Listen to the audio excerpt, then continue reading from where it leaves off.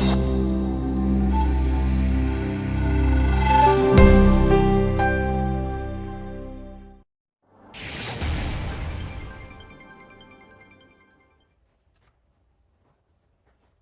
무소속 후보들이 이제 등록을 해봐야 알겠지만 주요 5개 정당, 5개 정당 후보들이 모두 확정됐습니다. 이제 저희들이 전부 후보라고 불러도 되겠는데요.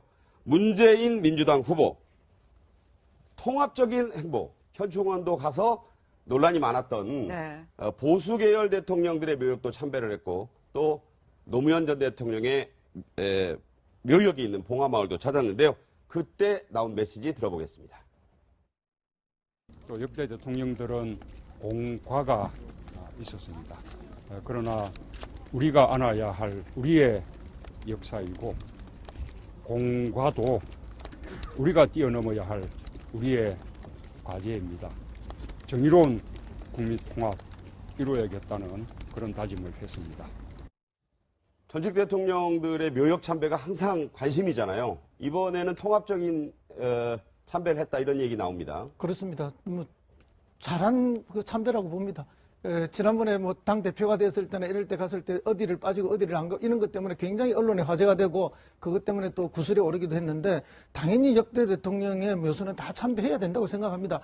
뭐 앞에서도 잠시 말씀드렸습니다만 모든 대통령이 공도 있고 과도 있습니다.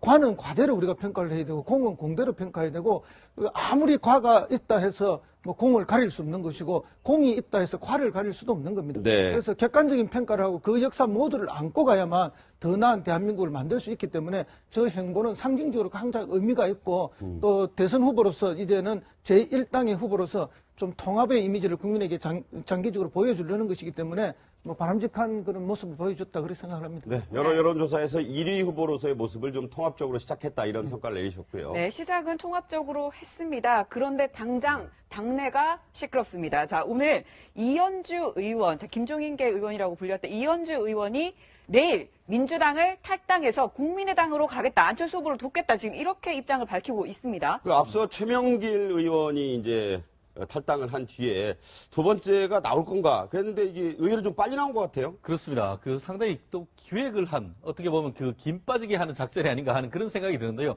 아시다시피 가장 축제라고 할 수 있는 컨벤션 효과를 극대화했는 그 다음 날 이렇게 이현주 의원이 탈당을 하는 모습을 보면서 그렇다고 과연 탈당 러시의 신호탄인가 아니면 찻잔 속의 태풍인가 이런 것이 문제가 되는데 지금 그 뒤에 나오는 말 같은 경우에는 혼자뿐만 아니고 일주일 안에 한 여러 분이 나올 가능성이 있다라고 하는데 아직 확인된 건 아닙니다. 아직까지 확인된 건 아니지만 어쨌든 가장 어떤 큰 컨벤션 효과로서 가장 결집해야 될 때에 내부에 있는 가장 비문 후보들이 의원들이 나온다는 점은 민주당으로서는 상당히 한 표가 아쉬운 상황 속에서 굉장히 좀 위기일 가능성이 있지 않을까 싶습니다. 저희 채널A의 야당 기자들 또 국회에서 취재를 좀 했습니다. 더불어민주당의 이름을 밝히기를 꺼려하는 의원 이렇게 얘기를 했다고 하는데 나를 포함해서 몇몇 의원이 탈당할 가능성이 있는 것은 사실이다. 일주일 안에 탈당 여부를 결정하겠다. 이렇게 얘기했다고 저희가 지금 확인했습니다. 네, 저건 시기적으로도 명분적으로도 좀 안 맞는 것 같다는 생각이 들어요. 탈당해야 본인의 자유인데 어제부로 인해서 문재인 전 대표의 대세론이 꺾이고 안철수 후보가 이제 승리하는 여론조사 나오기 시작하자마자 저렇게 나가는 것은 문재인이 안 될 것 같으니까 안철수한테 줄 서는 걸로 비칠 우려가 매우 높기 때문에 저는 시기적으로도 저는 안 맞다는 생각이 들고 나간다라고 한다면 무엇 때문에 나가야 한다는 얘기를 분명히 해야 되는데 지금까지 나오는 게 패권이라든가 반문연대, 반박연대, 질소, 양념 이런 비본질적이고 추상적인 얘기로 감정적인 얘기로 후보를 달리하고 당을 버릴 것이 아니라 실제 국민들이 관심 있는 먹고 사는 문제, 안보, 평화, 경제, 민생 이런 문제에 대해서 이 후보와 다르기 때문에 이 당과 다르기 때문에 나의 생각이 이래서 이 당을 찾아간다라고 하는 좀 본질적인 이야기를 이제 할 시기가 아닌가 그런 생각이 듭니다. 네, 국민의당 김경진 의원 오늘 라디오에 출연해서 이런 얘기를 했습니다. 그런 의원들이 좀 있는 걸로 알고 있다 이렇게 했는데요. 한번 들어보시죠. 비문 내부에서도 탈당을 하느냐 안 하느냐 결국은 탈당을 안 한다고 하더라도 민주당 내의 문재인 패권, 친문 패권에 대해서는 면도리를 내고 있는 의원들이 상당수 있는 걸로 저희도 알고 있습니다. 네.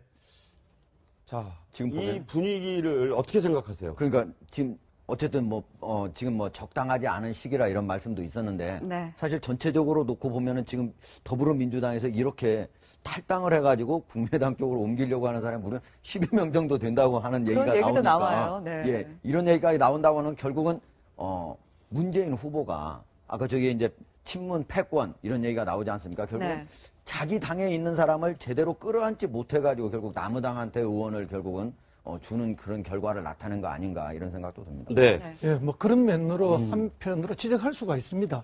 왜냐하면 이제 그 늘 승리하거나 또 주류인 사람이 잘 포용해서 비주류나 일단 경쟁에서 패한 사람들을 안아야 되는 거는 네네. 그쪽의 역할이 맞긴 한데요. 그럼 그 반대로 해석을 해보면은 패한 분들이 불복하는 이런 그 문제를 지적하지 않을 수가 없습니다. 예. 이현주 의원은 지금 시기적인 문제도 말씀하셨지만은 사실은 지난해 그 경기도당 경선에서 전해철 의원한테 패했습니다. 네. 패할 때부터 패하면 이 사람 탈당하지 않을까 하는 이야기들이 그때부터 흘러나왔던 거거든요. 예. 그럼 그때는 왜 탈당을 안 했느냐? 그러니까 문재인 대세론이 있었고 이 당에 있는 것이 앞으로 나을 거라고 판단했던 거죠. 네. 그런데 지금 안철수가 떠오르고 국민의당이 인기가 좋아지니까 이 시점에서 판단하고 가는 그런 정치적 계산이 너무 앞선 것이 아닌가 네. 하는 그런 문제를 지적하지 않을 수가 없습니다. 예, 지금 예. 계속 친문 패권을 이야기하지만 그 패권을 이야기하면서 떠나는 분들의 타당한 이유도 있고 그분들을 포용하지 못한 것들에 대한 책임도 물론 지적할 수가 있습니다만 네. 동시에 그분들이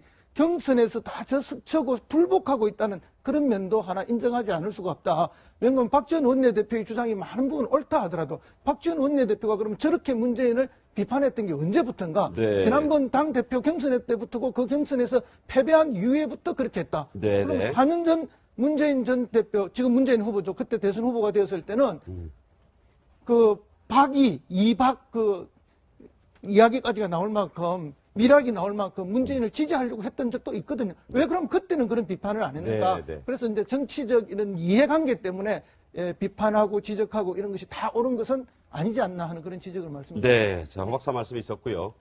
오늘 김종인 전 민주당 대표 의원도 이제 전 의원이죠. 대선 출마 선언 한다 있었는데 오늘 선언을 했습니다. 잠깐 그 얘기를 좀 들어보겠습니다.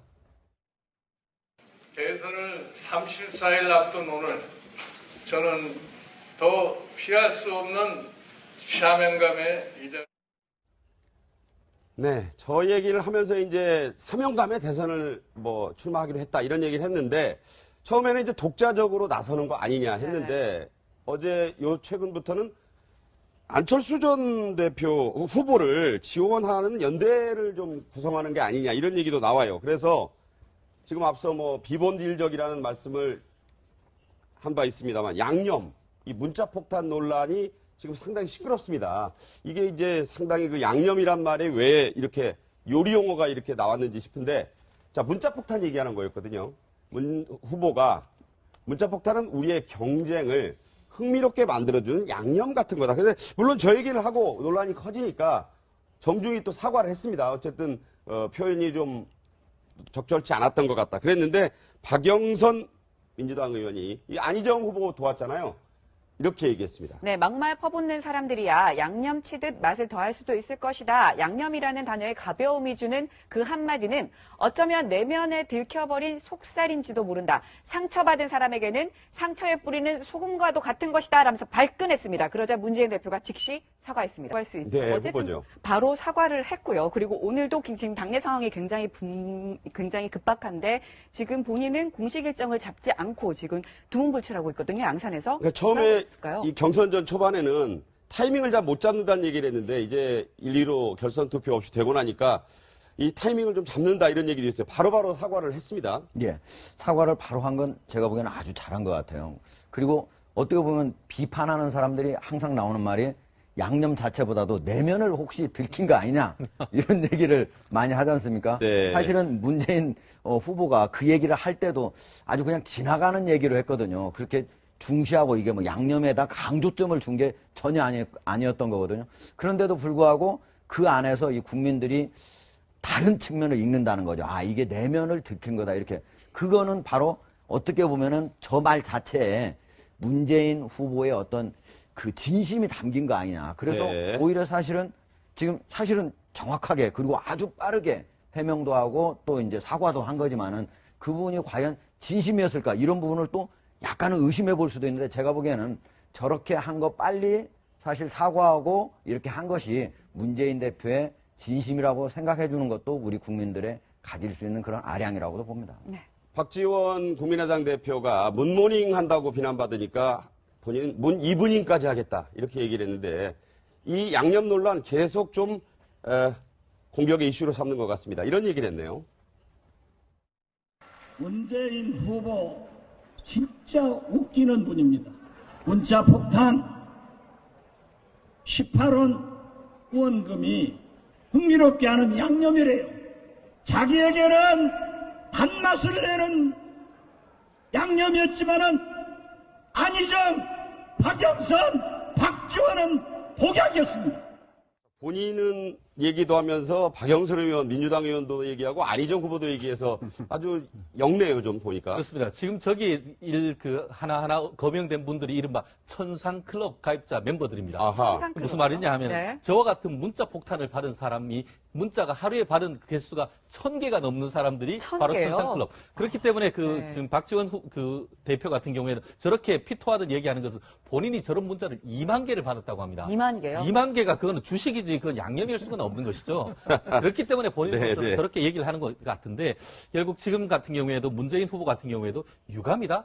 정치인이 얘기할 때는 네. 유감일 수 있지만 듣는 사람은 웃으면서 유감이라고 하면 사실 굉장히 오히려 더 상처난데 소금을 진짜 뿌리는 게 아닌가 싶기도 합니다. 네. 네. 어떻게 보셨어요? 네, 고춧가루하고 고추냉이 음식에 넣으면 양념이지만 와사비라고 하는 거예요? 예, 눈이나 네. 코에 넣으면 고문독으로 쓰일 만큼 치명적입니다. 그래서 잘 가려서 하셔야 될 것 같다는 생각이 들고 특히 서로의 견해의 차이는 인정하지만 함께 해나가야 될 부분들을 찾아나가는 게 제가 볼 때는 정치 리더십 아니겠습니까? 그건 단순하게 문재인 안철수라든 대선 주자뿐만 아니라 네, 네. 그것을 지지하는 사람들도 가져야 될 자세인 것 같고 다만 저는 먼저 말씀드린 것처럼 박지원 대표도 계속적으로 양념 가지고 재미를 보시는데 사실은 비전이라든가 정책에 대한 문제를 박지원 대표 입에서 들어본 지가 십수년이 될 정도로 옛날 일입니다. 그래서 예. 박지원 대표도 남의 실수에 대해서 반사에 그만 누리시려고 하고 우리 전체 정치권이 이제 야당 측은 반박근혜 연대 그리고 국민의당 측은 반문재인 연대라고 하는 정치 이분법적인 구별로 이제 국민들에게 표를 얻으려 하지 말고 네. 그야말로 불안한 안보라든가 경제 민생 문제에 대해서 본질적으로 국민들에게 정책을 제시하는 그런 좀 대승적인 대선의 경쟁 구도를 보는 것들이 국민들의 마음이 아닌가 싶습니다. 허성무 박사님 생각은 어떠세요? 예, 지나치게 이제 자기가 지지하는 후보를 반대하는 분을 지나치게 저렇게 공격하는 것은 사실은 자기가 지지하는 후보한테 도움이 전혀 되지 않습니다. 네, 네. 아유불급이죠. 예, 그래서 저런 문자 정말 없어야 될 거고요. 그럼에도 불구하고 이제 문재인 대표는 자기도 매일 수천 개의 저주에 가까운 악담과 문자를 받고 있지 않습니까? 근데 자기는 지금 정치에 나선 이후에 그걸 묵묵히 잘 견디고 있기 때문에 아마 다른 정치인도 자기들처럼 그렇게 자기처럼 잘 견디고 있지 않을까 하는 네, 네. 그런 생각에서 어느 정도 조금 예민하게 생각하지 못한 면이 있지 않았느냐. 그러다 보니까 이렇게 좀 가볍게 말씀이 나왔고 그것은 동시에 그분들에게 큰 상처가 됐던 것이 아닌가. 그래서 빨리 그것을 알아채고 네, 네. 이렇게 이제 진중한 사과를 한 것은 정말 잘한 모습이다.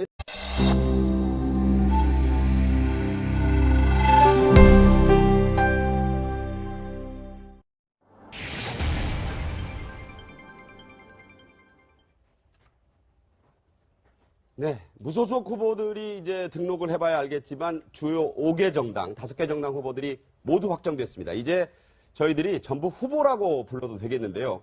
문재인 민주당 후보, 통합적인 행보, 현충원도 가서 논란이 많았던 네. 보수 계열 대통령들의 묘역도 참배를 했고, 는 통합적인 참배를 했다 이런 얘기 나옵니다. 그렇습니다. 잘한 참배라고 봅니다. 지난번에 당 대표가 됐을 때나 이럴 때 갔을 때 어디를 빠지고 어디를 안 가고 이런 것 때문에 굉장히 언론에 화제가 되고 그것 때문에 또 구설에 오르기도 했는데 당연히 역대 대통령의 묘수는 다 참배해야 된다고 생각합니다. 앞에서도 잠시 말씀드렸습니다만 모든 대통령이 공도 있고 과도 있습니다. 과는 과대로 우리가 평가를 해야 되고 공은 공대로 평가해야 되고 아무리 과가 있다 해서 공을 가릴 수 없는 것이고 공이 있다 해서 과를 가릴 수도 없는 겁니다. 네. 그래서 객관적인 평가를 하고 그 역사 모두를 안고 가야만 더 나은 대한민국을 만들 수 있기 때문에 저 행보는 상징적으로 항상 의미가 있고 또 대선 후보로서 이제는 제1당의 후보로서 좀 통합의 이미지를 국민에게 장기적으로 보여주려는 것이기 때문에 뭐 바람직한 그런 모습을 보여줬다 그렇게 생각을 합니다. 네, 여러 여론조사에서 1위 후보로서의 모습을 좀 통합적으로 시작했다 이런 평가를 내리셨고요. 네, 시작은 통합적으로 했습니다. 그런데 당장 당내가 시끄럽습니다. 자, 오늘 이현주 의원, 김종인계 의원이라고 불렸던 이현주 의원이 내일 민주당을 탈당해서 국민의당으로 가겠다, 안철수 후보를 돕겠다, 지금 이렇게 입장을 밝히고 있습니다. 그 앞서 최명길 의원이 이제 탈당을 한 뒤에 두 번째가 나올 건가 그랬는데 이게 의외로 좀 빨리 나온 것 같아요. 그렇습니다. 그 상당히 또 기획을 한, 어떻게 보면 그 김 빠지게 하는 작전이 아닌가 하는 그런 생각이 드는데요. 아시다시피 가장 그 축제라고 할 수 있는 컨벤션 효과를 극대화했는 그 다음날 이렇게 이현주 의원이 그 탈당을 하는 모습을 보면서 그렇다고 과연 이 그 탈당 러시의 신호탄인가 아니면 찻잔 속의 태풍인가 이런 것이 문제가 되는데 지금 그 뒤에 나오는 말 같은 경우에는 혼자뿐만 아니고 일주일 안에 한 여러 분이 또 노무현 전 대통령의 묘역이 있는 봉화마을도 찾았는데요. 그때 나온 메시지 들어보겠습니다. 또 역대 대통령들은 공과가 있었습니다. 그러나 우리가 안아야 할 우리의 역사이고 공과도 우리가 뛰어넘어야 할 우리의 과제입니다. 정의로운 국민 통합 이루어야겠다는 그런 다짐을 했습니다. 전직 대통령들의 묘역 참배가 항상 관심이잖아요. 이번